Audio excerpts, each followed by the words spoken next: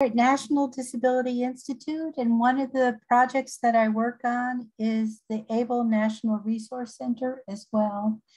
And as you have questions, feel free to put those into the chat box, and we'll make sure that we have a chance to answer your questions today.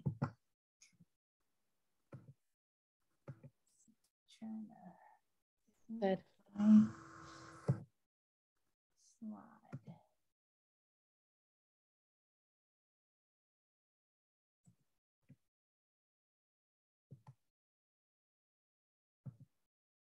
some reason I can't move that. Okay, hold on a minute here.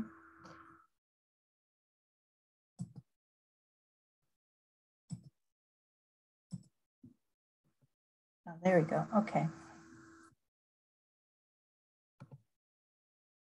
Okay, so here at NDI, we envisioned a society in which people with disabilities have the same opportunities to achieve financial stability and independence as people who do not have a disability. And we've done research here at National Disability Institute, and we understand that a household where a member has a disability, on average, they need 28% more income to be able to cover those disability-related expenses than a household that does not have a member who has a disability. And on average, that's an additional $17,750 a year. So an ABLE account can cover many of these extra expenses, including assistive technology and services. And by using the NDI AT loan program, that enables a person who has an ABLE savings investment account to leverage those monies. And they can even use the monies within their ABLE account to leverage the work supports available through the Social Security Administration, such as blind work expenses, IRWIs, PASS, and the student earned income exclusion as well. So why is there a need for the loan program? So people who have a disability, if they go to a financial institution is reluctant to issue loans for assistive technology. And many of these loans, they're difficult to secure. For example, a hearing aid or a vision wear loan. You know, if the person's unable to pay, how do you get that device back? And many people who have a disability experience low credit scores related to reduced income and extensive medical expenses. And many seniors' credit scores decline as they use less credit. So even for myself, I'm seeing that. You know, I paid my mortgage 15 years ago, and I bought my last car 7 years ago. So now that I don't have those loans being reported monthly, my credit score is starting to go down. And many people do not have employment income or income that can be garnished. For example, SSI cannot be garnished. In many cases, vendors provide financing themselves through the assistive technology vendor program. For example, a modified vehicle dealership will offer financing. And I'm meeting people who drove away, they signed the contract, and they did not realize that they have a 15-year term on the purchase of their vehicle that is modified at 30% interest. So our loan program is an alternative to that type of predatory lending. So we received a grant from the US Department of Education Rehabilitation Services Administration for this program. And our loans go up to $30,000. For a resident in New Jersey, the interest rate is 4%. Residents of New York State, the interest rate is 6%. And we deposit funds in our banking institutions that work with us to cover the event of a default, but to date, we have a 100% repayment rate. So when someone gives me a call, we're not talking about a loan. They tell me what type of assistive technology they need, and I try to find a grant or other source of funding that can help that person to purchase that item that they need, and either that that eliminates the need for a loan, or it can reduce the amount of the loan that the person may need to purchase that item. As I meet people who already have financing through a vendor, once we calculate what interest rate they're really paying, in many cases, people decide to refinance the loan with us because they're saving, in many cases, thousands of dollars. And so we have AT resource guides, and I was speaking with Naomi earlier. We've submitted the updates for 2022. Those will be posted to our New Jersey and to our New York AT resource guides. So I welcome you to go to our website and explore those resource guides after Monday when that information will be posted. Those items are being made accessible at this time.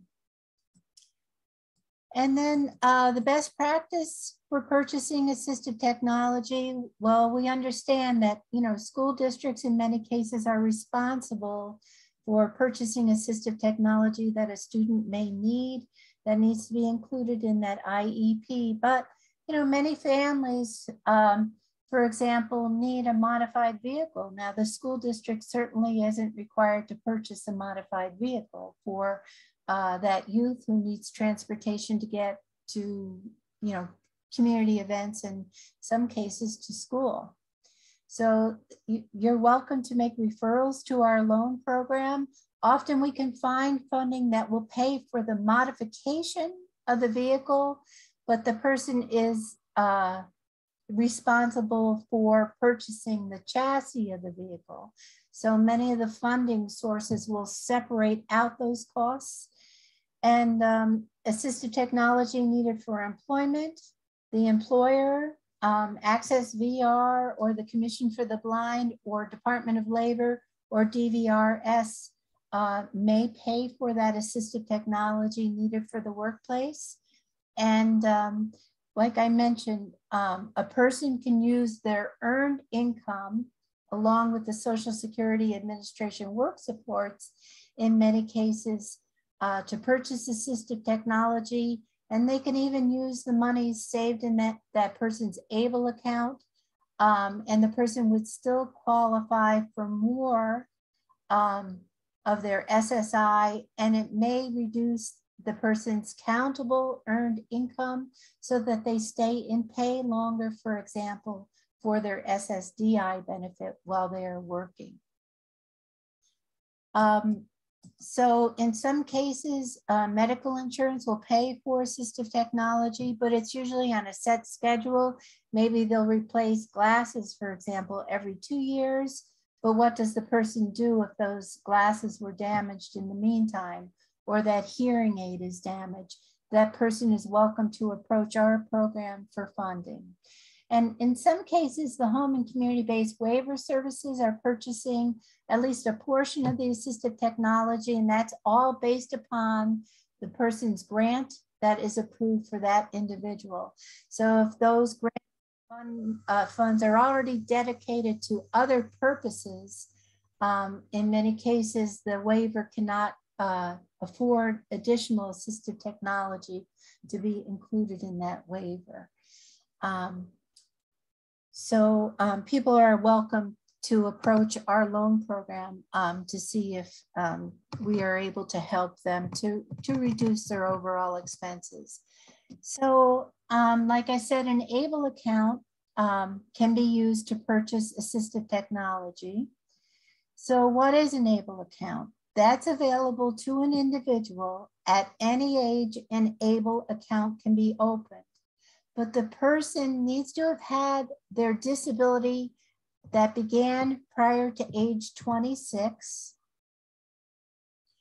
And the person who is receiving SSI and or SSDI since before they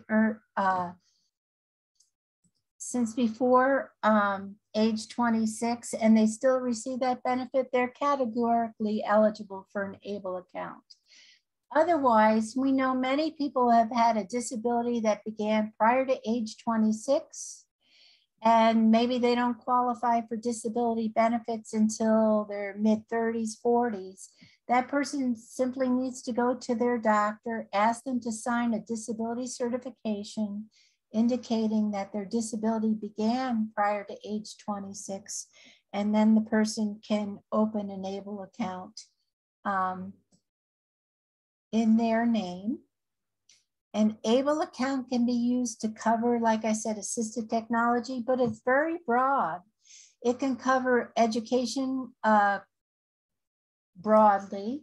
So for example, if a person wanted to go to a camp program designed for a person who has a disability, that would be a qualified disability expense.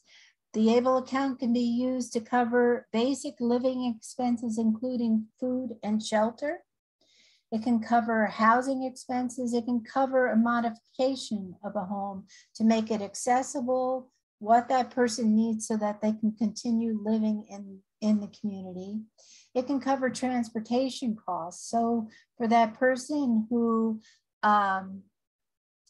maybe home and community-based services will only cover transportation to and from medical appointments, maybe it can cover the transportation for the person who has a job in the community, for example. It can cover additional job coaching services. I just came off a presentation about an app that's available to help people in the works of a place to support their employment. It could cover that expense, for example. It can cover additional respite care, personal support services, healthcare expenses, disability-related vacation and recreational activities, legal fees, and financial management services, including funeral and burial expenses as well. So for those who need a loan, we have a loan committee. And if you're interested in serving on that loan committee, we would love to have you. At least 50% of the members on the loan committee need to have a disability themselves or work within the field of providing disability-related services. And of course, that information is confidential. But the loan committee looks at the information, a summary of the information that's on each loan applicant's application. And so they see, for example, a person's spending plan.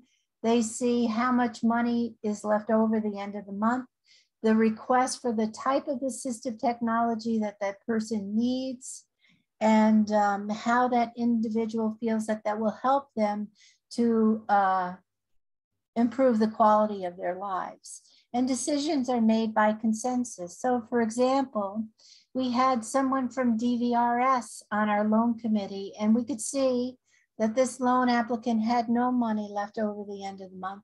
They were not in a situation that they could be employed at this time. And DVRS asked the AT demonstration sites in New Jersey if they would please purchase several of the devices that the person needed. And then those were provided free of charge to that individual to meet their needs. So it's neat, the power that we have. And now those devices are available at the AT demonstration sites across New Jersey for other people to try as well. So the loan committee looks at their spending plan. We want to know that the person can afford their monthly expenses in addition to the loan payment. And this has worked well because we have more than we have a 100% repayment rate. And these programs nationally, there are 40 of these programs nationally.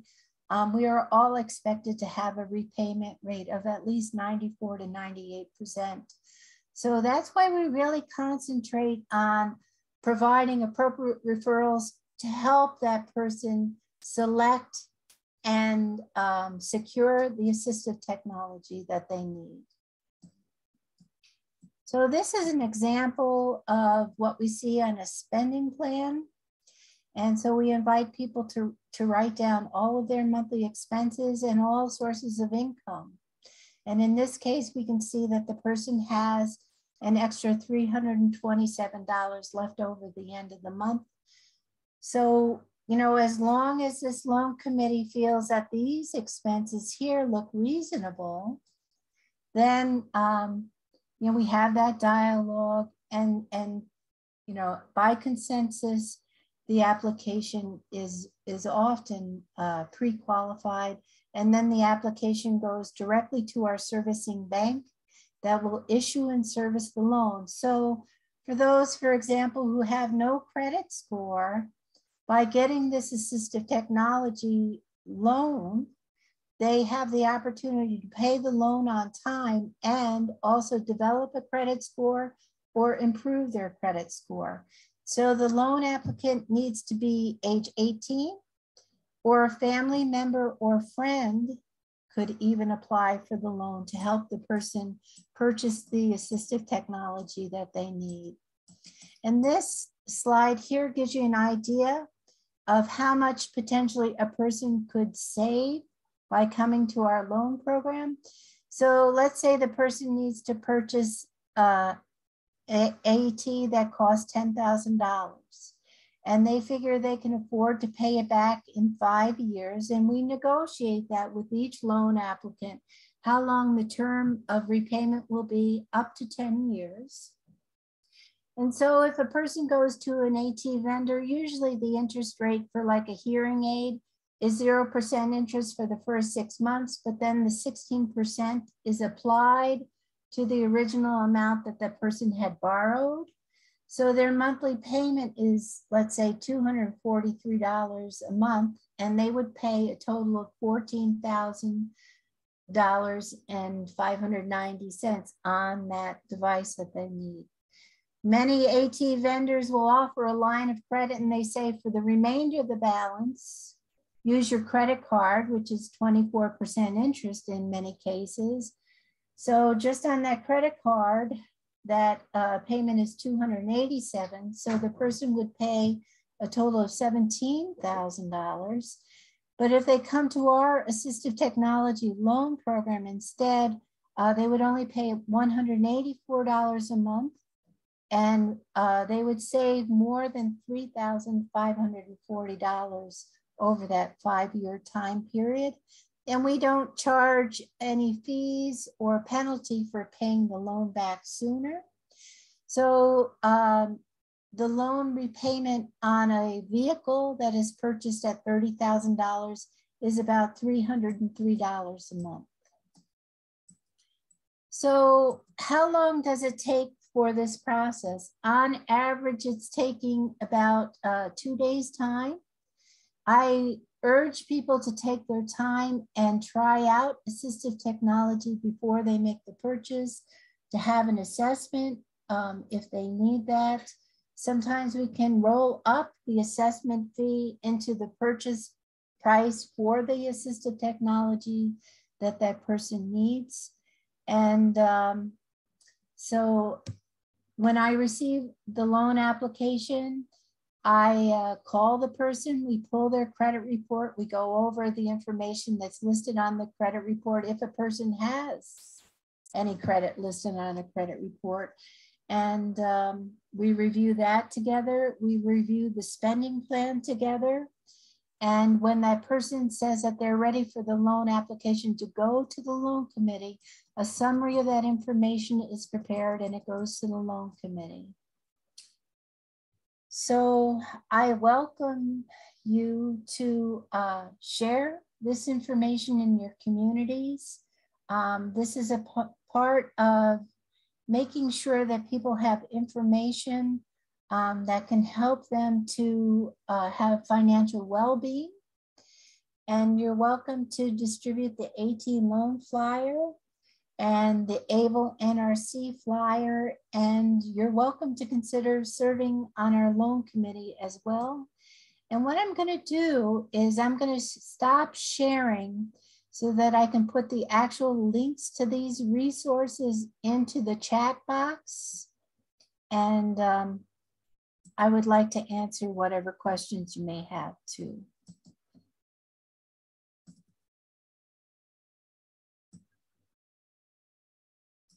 Let me see. Thanks, Laurie. I was off camera because I'm eating my lunch.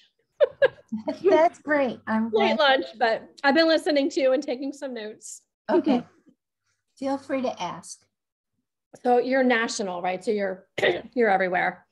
For the AT loan program, I only cover New York State and New Jersey. Oh, okay. That's good to know.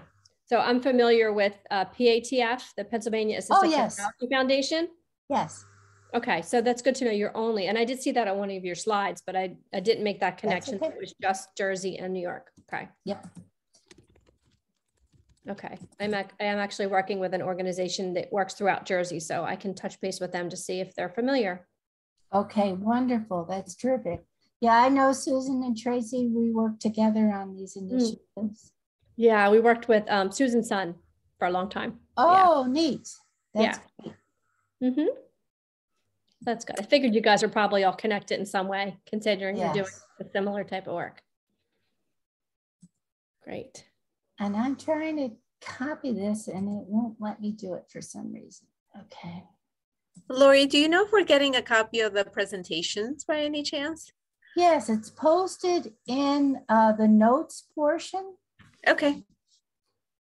So, and I'm hoping that the links will be active for you there. I think I've got it now. Let's see.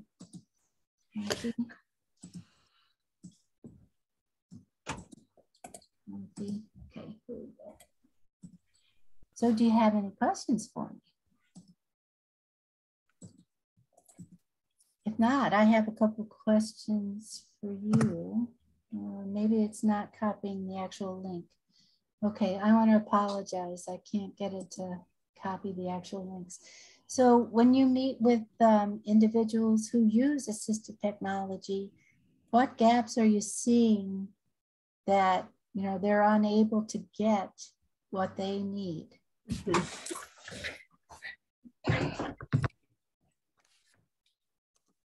I haven't seen anyone lately. I guess it's just the circles I'm in at the moment and COVID. So we're not seeing people quite the same as we used to. And we do training and consulting. So we're out and about, and we do have some assistive technology support within our organization too. People in OT that we work with, some people have been ATPs. So I think, I haven't heard that there's been an issue around people getting what they need. From my perspective right now. Of course that could change tomorrow, but it's great to know that all these resources are here so that we can, send people in the right direction, because no one should be without, especially communication support. And we know how expensive some of that is. People need a voice, especially. So, and cars and vehicles and lifts and all that stuff. Yes. Super important. Very good. Yeah. And what I find is the person really doesn't know what rate of interest they purchased that car at. And so when they call me, I ask, how much is your monthly payment? How many more years do you have? And I could back out. For example, DVRS referred someone the other day to us. They had just purchased the car the day before and didn't realize that the interest rate was 24% interest. So they're welcome to refinance with us. And just for that little loan that they got, they're going to save $6,000 on that loan. So worth it. Yeah. Yeah. Yeah. I guess that's one piece I didn't realize, that if someone already had a loan, that they could refinance through your type of program. So I'll definitely share that information with other people. And even our parents, they don't realize that the hearing aid loan that they just signed up for with Care Credit, for example, that's a teaser rate. After 6 months, they owe interest on the original amount they had borrowed. So to refinance that, again, will save that family a lot of money. Interesting. Okay. So many people would fit into that category, wouldn't they? Today's world. So around here, I'm just thinking of my dad. Yeah. He's in Florida now, but gotcha. I'm sure there's programs all around the country for this. Yes, and at our website, we have a list of all the 40 plus programs available across the United States, so people could find the program in their community. And that sheet should be updated by Monday too. We're just making sure everything's accessible for people. Well, that sounds good. So maybe Claudia, can you share the types of services you provide? Yes, I work for New Jersey Center for Tourette Syndrome in Somerville, New Jersey. So kind of, and this is all new, this assistive technology. So we kind of wanted to take a look to see what's out there, what we can learn from it. So what we do is we advocate and educate about Tourette syndrome. We go to schools, we go to medical facilities, and we do presentations. We also work with families. We give referrals for psychologists and psychiatrists and so on and so forth. We have a lot of events that we try to get the families together. Trying to see where all of this kind of fits in. That's why I was asking for the copy of the presentation to see, you know, if there's anything that, you know, I can kind of gather and take it back to the big guns over here. And Claudia, I believe that most people who have Tourette's, they receive a diagnosis prior to age 26. Yes, absolutely. So they would all be ABLE eligible. Oh, perfect, perfect. Like many types of Medicaid require that the person have less than $2,000 in countable resources. So the person who receives SSI, who has an ABLE account, can save up to $100,000 that is disregarded by SSI, so the person can continue to receive their SSI payment, even though they're saving money to pay for qualified disability expenses. Oh, wow. Okay, good. Oh, thank you. Thank you. You're welcome. And so that can even include, like, when the parents open that ABLE account in the child's name, the parents can use that savings account to purchase a car that that child is transported in. Yes. It doesn't have to be a modified vehicle. The parents can use those funds to purchase a home that that child lives in, because it will improve the quality of life of that child. Of the child, right. Owns that ABLE account. Okay. Wonderful. And Rachel, can you share with us the types of services you provide or your background?